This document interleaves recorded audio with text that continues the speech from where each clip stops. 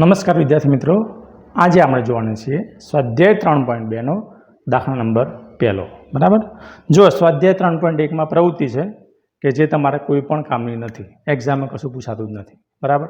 તો 3.1 હું ચલાવતો નથી, ઓનલી ફોર પ્રવૃત્તિ છે. બરાબર. એટલે આપણા કામની નથી. આપણે જોઈએ સ્વાધ્યાય 3.2. નીચેના જવાબ આપો. નીચેના પ્રશ્નોના આપણે જવાબ આપવાના છે. તો પહેલો પ્રશ્ન છે મિત્રો કે યામ સમતલમાં કોઈ પણ બિંદુ દર્શાવવા ઉપયોગમાં લેવાતી સમશીર્ષ અને શિરોલંબ રેખાના નામ શું છે?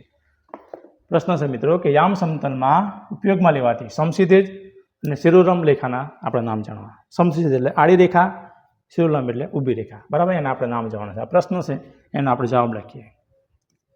તો જુઓ, એનો જવાબ છે કે સમક્ષિતિજ રેખા. કેવી?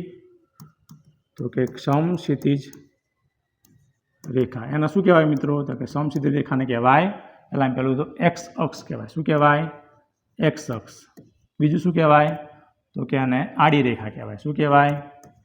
આડી રેખા. બીજું શું કહેવાય? તો કે એને ભુજ પણ કહેવાય. શું કહેવાય? એને ભુજ પણ કહેવાય.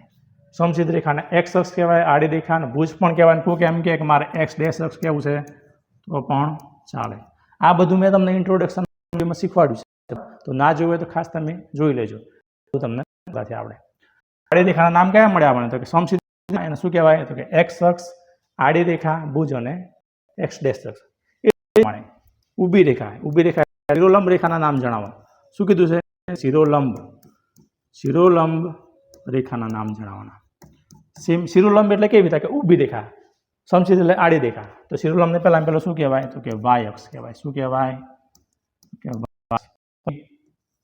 કે ઊભી રેખા. બીજું શું કહેવાય? તો કે ઊભી રેખા. પછી આને ભુજ કહેવાય. આને કહેવાશે કોટી અને વાય ડેશ અક્ષ. આવડે કે ના આવડે મિત્રો? આવડે ને? બરાબર. તો આ તો મિત્રો પહેલો પ્રશ્ન. બરાબર. જોઈએ આપણે બીજા નંબરનો પ્રશ્ન. તો બીજા નંબરનો પ્રશ્ન છે મિત્રો કે બે રેખાથી બનતા સમતલના દરેક ભાગને શું કહેવાય? આ બે રેખા એટલે કઈ? તો કે આડી રેખા અને ઊભી રેખા. આ આડી રેખા અને ઊભી રેખાથી બનતા આખા સમતલના દરેક ભાગને શું કહેવાય? એવો પ્રશ્ન છે. બરાબર. તો એનો જવાબ લખીએ મિત્રો આપણે કે ચલો, આડી રેખા અને ઊભી રેખાથી બનતા સમતલના દરેક ભાગને તો લખીએ કે આડી રેખા અને ઊભી રેખાથી બનતા સમતલના દરેક ભાગને શું કહેવાશે મિત્રો? દરેક ભાગને ચરણ કહેવાય. શું કહેવાય? દરેક ભાગને ચરણ કહેવાય. ખબર પડે મિત્રો? ચરણ કઈ રીતે કહેવાય? જુઓ, સમજો કે આ છે આડી રેખા. આડી રેખા એટલે કઈ રીતે? કે એક્સ અક્ષ. આ છે ઊભી રેખા. ઊભી રેખા એટલે કઈ રીતે? કે વાય અક્ષ. બરાબર. ખબર પડે? આ દરેક ભાગ કીધું એટલે કે આ પહેલો ભાગ, આ પ્રથમ ચરણવાળો ભાગ, આ બીજો ભાગ, દ્વિતીય ચરણ, આ ત્રીજો ભાગ, તૃતીય ચરણ, આ ચોથો ભાગ, ચતુર્થ ચરણ. બરાબર.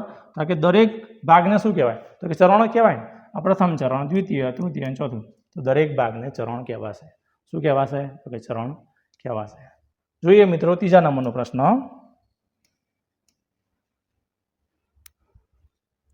કે આ બે રેખાઓ જ્યાં છેદે છે તે બિંદુનું નામ લખો. કે આ બે રેખાઓ એટલે કઈ બે રેખાઓ? સમજો કે એક આડી રેખા અને ઊભી રેખા. આડી રેખા એટલે એક્સ અક્ષ, ઊભી એટલે વાય અક્ષ. આ આડી રેખા અને ઊભી રેખા જ્યાં છેદે એટલે કે આ છેદ બિંદુને શું કહેવાય? તો કે ઉગમ બિંદુ કહેવાય. તો લખીએ આપણે પ્રશ્નનો જવાબ. ત્રીજા પ્રશ્નનો જવાબ કે આડી રેખા અને ઊભી રેખા જ્યાં